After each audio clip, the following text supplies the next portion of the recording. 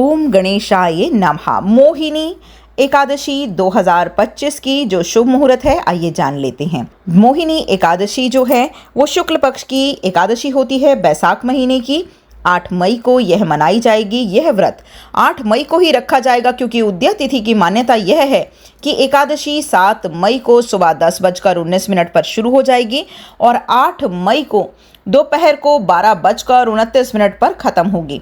मोहिनी एकादशी पर दोपहर 2:32 से लेकर 3:36 तक विजय मुहूर्त भी है और इस मुहूर्त में पूजा करना सबसे ही ज़्यादा शुभ माना जाता है। मोहिनी एकादशी का पारण सुबह 5:34 से लेकर 8:16 तक किया जाएगा।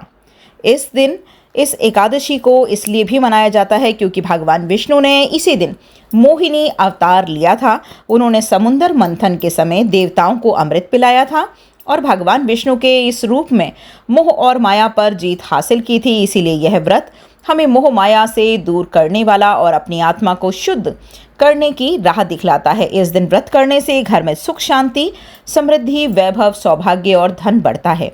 जिन घरों में मोहिनी एकादशी की पूजा विधि विधान से की जाती है, वहां से नकारात्मकता दूर हो जाती है और सदैव के लिए ही सकारात्मक ऊर्जा बहती है। शास्त्रों के अनुसार मोहिनी एकादशी का व्रत करने से व्यक्ति को जन्म जन्मांतर के पापों से मुक्ति मिलती है और इसका मतलब यह भी है कि यह व्रत कई जन्मों के पापों को भी धो देती है।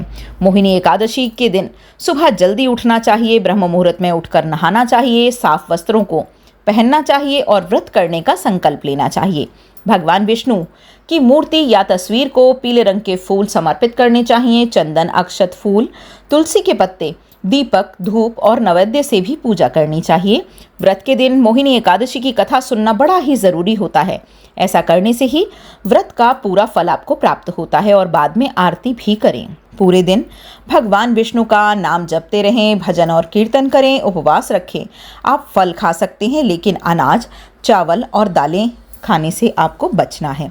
रात में जागना बहुत ही अच्छा माना जाता है। भगवान विष्णु का ध्यान करते हुए ही रात बिताएं। द्वादशी के दिन सूर्योदय के बाद तुलसी के जल से स्नान करें, फिर व्रत का पारण करें। किसी योग्य ब्राह्मण को भोजन कराएं और दान भी दें। इस तरह व्रत पूरा होता है।